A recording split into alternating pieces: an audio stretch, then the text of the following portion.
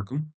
இன்றைய தினமணி செய்தித்தாள்ல என்ன செய்திகள் இருக்கு அப்படின்னு சொல்லி பார்ப்போம். முதல்ல பார்த்தீங்க அப்படின்னா, ராஜராஜன் ராஜேந்திர சோழனுக்கு சிலை அப்படின்னு சொல்லி நம்ம பிரதமர் வந்து அறிவிச்சிருக்கிறார். பிரதமர் நேத்து தமிழகத்துல இருந்தாரு. எதற்காக அப்படின்னு சொல்லி பார்த்தீங்கன்னா, நம்மளுடைய கலாச்சார அமைச்சகம் சார்பாக ஒரு முப்பெரும் விழா அப்படிங்கிறது அ நடைபெற்று இருந்துச்சு. சரிங்களா?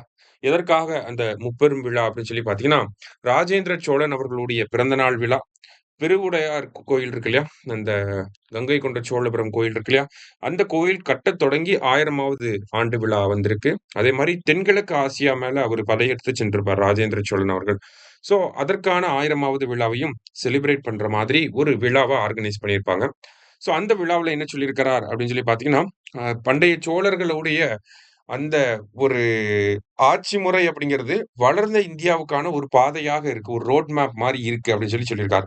அவங்க எப்படி அட்மினிஸ்ட்ரேட்டிவ்லி, எக்கனாமிக்கலி, மிலிட்டரி வைஸ் ஸ்ட்ராங்கா இருந்தாங்களோ, அதே மாதிரி இந்தியாவும் ஒரு டெவலப்டு நேஷனா வர்றதுக்கான ஒரு நல்ல வழிகாட்டுதலாக இந்த சோழ பேரரசு இருக்கு அப்படின்னு சொல்லியிருப்பாரு.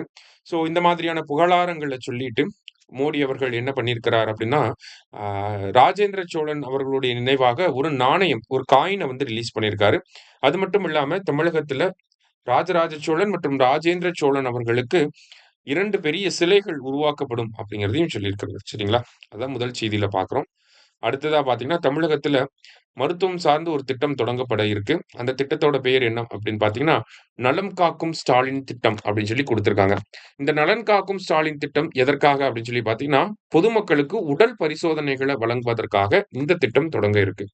இந்த திட்டத்த பொறுத்தவரைக்கும் பார்த்தீங்கன்னா, நமக்கு பொது அறுவை சிகிச்சை, எலும்பியல், மகப்பேறு மற்றும் மகளிர் நலம், குழந்தைகள் நலம், இருதயவியல், நரம்பியல், தோல், பல், கண், காது, மூக்கு, தொண்டை இந்த மாதிரி நெறைய விஷயங்களுக்கு பரிசோதனைகள செய்ய போறாங்க. சரியா? இந்த பரிசோதனை எப்ப நடக்கும் அப்படின்னு சொல்லி பார்த்தீங்கன்னா, ஒவ்வொரு வாரமும் சனிக்கிழமைகள்ல இந்த பரிசோதனை நடக்கும் அப்படிங்கிறத சொல்லியிருக்காங்க. சரியா?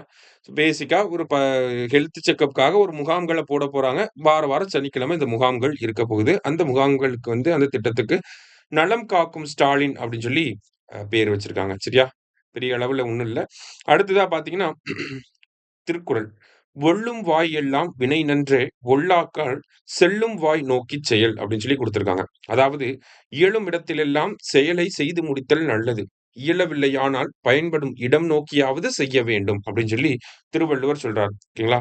நம்ப செய்ய வேண்டிய வேலைகள பயன்படக்கூடிய இடம் நோக்கி நம்ம வேலைய செஞ்சு முடிச்சிரணும் அப்படின்னு சொல்றார். திருக்குறள் எண் 673 அதிகாரம் வினை செயல் வகை அப்படிங்கிற அதிகாரத்துல. அடுத்ததா பார்த்தீங்கன்னா, உலகின் நம்பகத்தன்மை மிக்க ஜனநாயக தலைவர்கள் அப்படிங்கிற ஒரு பட்டியல் வெளியிடப்பட்டிருக்கு. யாரால வெளியிடப்பட்டிருக்கு அப்படின்னு பார்த்தீங்கன்னா, அமெரிக்க நிறுவனமான மார்னிங் கன்சல்ட் அப்படிங்கிற நிறுவனம் இந்த ஒரு பட்டியல வந்து வெளியிட்டிருக்கிறாங்க. இந்த பட்டியலின்படி பார்க்கிறப்ப முதல் 5 இடங்கள்ல முதல் இடத்துல யார் இருக்காங்கன்னா, நம்ம இந்திய பிரதமர் நரேந்திர மோடி அவர்கள் வந்து இருக்கார். சரிங்களா? கிட்டத்தட்ட அவருக்கு 75% ஆதரவு வந்து இருக்கிறதாக சொல்லியிருக்காங்க. அடுத்ததா தென்கொரிய அதிபர் இருக்காங்க. அர்ஜென்டினா, கனடா, ஆஸ்திரேலியா அவங்கலாம் அடுத்தடுத்த இடங்கள்ல வந்து இருக்காங்க. சரியா? நரேந்திர மோடி அவர்கள் பாரத பிரதமர். அவர் தான் முதல் இடத்துல வந்து இருக்காரு. தொடர்ந்து 5வது ஆண்டா இவரு தான் முதல் இடத்துல இருக்கார். சரியா? நெக்ஸ்ட் வந்து பார்த்தீங்கன்னா, நாடு முழுவதும் 63 மாவட்டங்களில் பாதிக்கும் மேற்பட்ட குழந்தைகளுக்கு ஊட்டச்சத்து குறைபாடு அப்படின்னு சொல்லி குடுத்துருக்காங்க. ஸோ அ இந்திய குழந்தைகள் மத்தியில ஊட்டச்சத்து குறைபாடு அதிகமாக இருக்கு அப்படிங்கிறத நம்ம தொடர்ச்சியா பார்த்துக்கிட்டே தான் வரோம். ஓகேங்களா? உயரத்துக்கு ஏற்ற எடை இல்லாமல் இருக்கிறது. அதே மாதிரி அந்த வயசுக்கு உண்டான வளர்ச்சி அதாவது உயரம் இல்லாம இருக்கிறது, வயசுக்குன்னு உண்டான எடை இல்லாம இருக்கிறது. அதுதான் ஊட்டச்சத்து குறைபாடுடைய காரணங்களாக இருக்கு. சரிங்களா? மத்திய அரசாங்கத்தினுடைய பல்வேறு தரவுகளின் அடிப்படையில என்ன பண்ணியிருக்காங்கன்னா, இந்தியாவுல இருக்கக்கூடிய 63 மாவட்டங்கள்ல அ அங்கன்வாடிகள்ல இருக்கக்கூடிய குழந்தைகள ஆய்வு செஞ்சிருக்காங்க. அதன்படி பார்க்கிறப்ப ஏறக்குறைய 50% மேலான குழந்தைகள் அந்த 63 மாவட்டங்கள்ல ஊட்டச்சத்து குறைபாடோட தான் இருக்கு அப்படின்னு சொல்லி கண்டுபிடிச்சிருக்காங்க.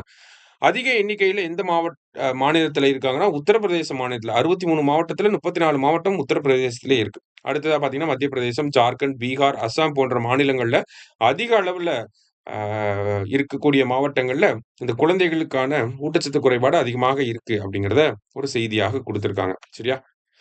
இன்றைய செய்தித்தாள்ல இருந்து முக்கிய செய்திகள் எல்லாத்தையும் பார்த்திருக்கோம். நன்றி. சுரேஷ் IAS அகாடமி வெற்றியின் முகவரி.